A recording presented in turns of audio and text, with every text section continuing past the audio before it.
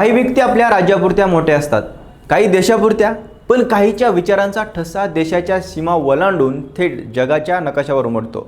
महाराष्ट्रातल्या एका अत्यंत गरीब कुटुंबात जन्मलेला एक मुलगा, त्याला जातीभेदामुळे चौथी पुढे शिक्षण घेता आलं नाही। दुष्काळामुळे कुटुंबासह शेकडो किलोमीटर पायी चालत मुंबई गाठावी लागली। पोट भरण्यासाठी हमाली, गिरणीत काम आणि मजुरी करावी लागली। पण याच मुलाने आपल्या लेखणीतून कामगार, शोषित, दलित आणि सामान्य माणसाचं आयुष्य जगासमोर मांडलं। आणि पुढे अशी वेळ आली की हजारो किलोमीटर दूर असलेल्या रशियात त्यांचं नाव आदराने घेतलं जाऊ लागलं। इतकंच नाही तर 2022 मध्ये मॉस्कोसारख्या शहरात त्यांचा पुतळा उभारला गेला।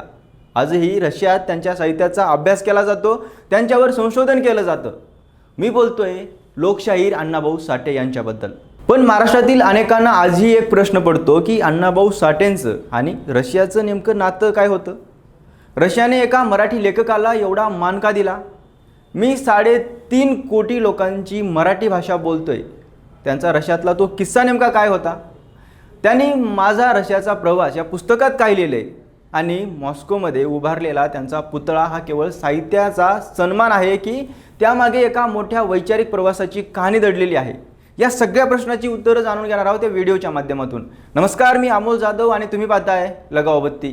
अण्णाभाऊ साठे हे केवळ मराठी लेखक नव्हते, ते लोकशाहीर, कादंबरीकार, कथाकार, पोवाडेकार, गीतकार आणि तळागाळातल्या माणसाचा आवाज होते। त्यांनी आपल्या संपूर्ण लेखनातून कामगार, शेतकरी, भटके, दलित, वंचित आणि समाजातील दुर्लक्षित लोकांचं आयुष्य शब्दबद्ध केलं।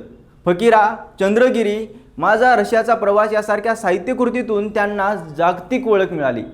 पण त्यांच्या आयुष्यात रशियाचं स्थान इतकं मोठं कसं झालं हे समजून घेण्यासाठी त्यांच्या विचाराकडे पाहणं आवश्यक आहे। अण्णाभाऊ साठे हे साम्यवादी विचारांनी प्रभावित होते। Karl Marx, Friedrich Engels, Lenin यांच्या विचारांचा त्यांच्यावर मोठा प्रभाव होता।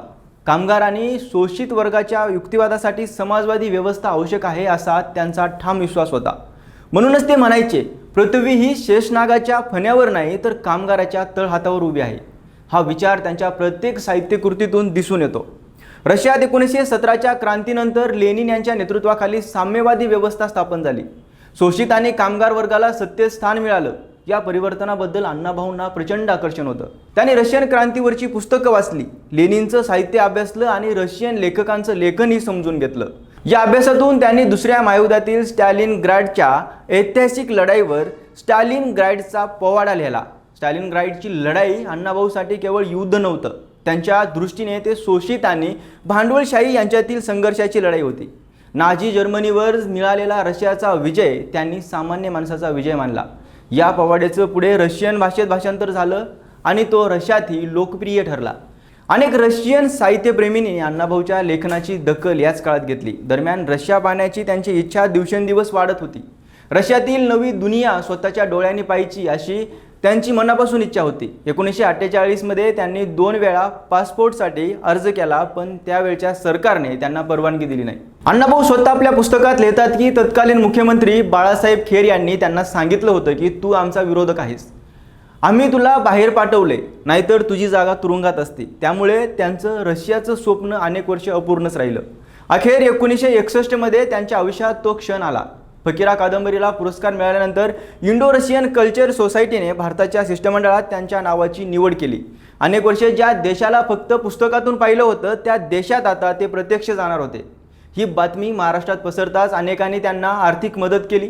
प्रवासासाठी पैसे, शुभेच्छा आणि प्रेमाचा वर्षाव झाला। साधा कुर्ता पैजामा घालणारे अण्णाभाऊ त्यावेळी पहिल्यांदाच सूट बूट घालून परदेशात जाणार होते। मुंबईहून दिल्ली, दिल्लीहून ताश्कंद आणि ताश्कंदहून मॉस्को असा त्यांचा प्रवास होता। दिल्लीत त्यांनी ज्येष्ठ साम्यवादी नेते कॉम्रेड श्रीपाद अमृत डांगे यांची भेट घेतली। उषाताई डांगे यांनी आईसारखं प्रेम देत त्यांची विचारपूस केली। हा प्रसंग अण्णाभाऊ आपल्या पुस्तकात अत्यंत भावनिक शब्दात लिहितात। रशियात पोहोचल्यावर त्यांच्या शिष्टमंडळातील प्रत्येक सदस्यांनी आपल्या आवडी सांगितल्या। डॉक्टरांना रुग्णालय पाहिजे होती, वकिलांना न्यायव्यवस्था, आमदारांना संसदीय कामकाज, कलाकारांना संगीत आणि नाट्य संस्कृती। पण अण्णाभाऊंना विचारलं, तुम्हाला काय पाहिजे आहे? तेव्हा त्यांनी दिलेलं उत्तर आजही प्रसिद्ध आहे। ते म्हणाले, मला फक्त इथल्या फुटपाथवरून भटकायचं आहे, कारण त्यांना इमारतीपेक्षा माणसं पाहिजे होती। सामान्य रशियन नागरिक कसा दिसतो, कसा जगतो, काय विचार करतो, त्यांचं आयुष्य कसं आहे हे जाणून घेण्यात त्यांना जास्त रस होता. रशियात गेल्यावर त्यांनी सर्वप्रथम लक्षात घेतली ती स्वच्छता आणि शिस्त. रेल्वे स्टेशनवर कागदाचा एक तुकडाही दिसत नव्हता. पोस्टरवर कुणी शाई मारलेली नव्हती. भिंती घाण झालेल्या नव्हत्या.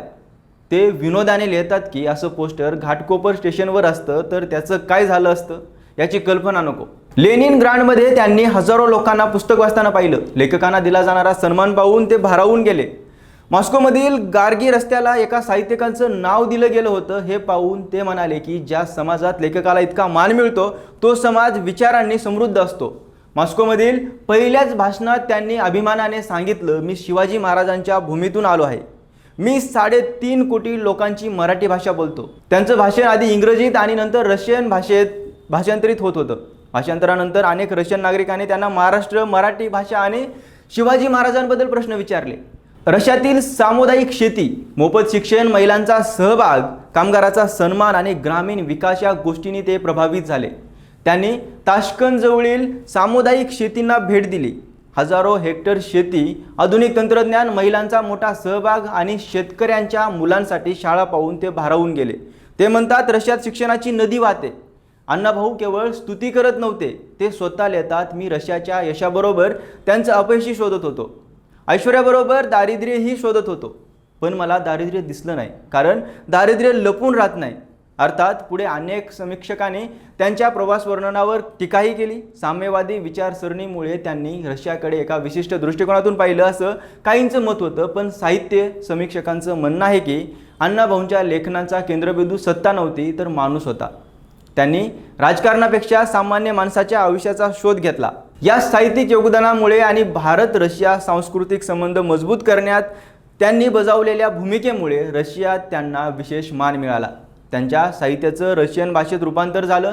विद्यापीठांमध्ये त्यांच्यावर अभ्यास झाला आणि अखेर 14 सप्टेंबर 2022 रोजी मॉस्कोमधील रुडोमिनो मार्गोरेटा फॉरेन लँग्वेज स्टडीज संस्थेच्या परिसरात लोकशाहीर अण्णाभाऊ साठे यांचा भव्य पुतळा उभारण्यात आला. महाराष्ट्राचे तत्कालीन उपमुख्यमंत्री देवेंद्र फडणवीस यांच्या हस्ते या पुतळ्याचं अनावरण करण्यात आलं. एका मराठी लेखकाचा पुतळा रशियात उभं राहणं हा केवळ एका व्यक्तीचा सन्मान नाही, तर मराठी साहित्य, महाराष्ट्राची संस्कृती, परंपरा आणि सामान्य माणसाच्या संघर्षाला दिलेला जागतिक सलाम आहे. अण्णाभाऊ साठेंनी आपल्या लेखणीतून मांडलेला माणूस आजही भारतात तितकाच जिवंत आहे आणि रशियातही तितक्याच आदराने लक्षात आहे. तुम्हाला काय वाटतं? अण्णाभाऊ साठे यांचं साहित्य आजच्या पिढीनेही अधिक वाचायला हवं का? आणि रशियाने दिलेला हा सन्मान महाराष्ट्रात आपण पुरेशा अभिमानाने जपतोय का? तुमचं मत कमेंट करून नक्की सांगा आणि आपल्या लगावबत्ती या यूट्यूब चॅनलला नक्की सबस्क्राईब करा.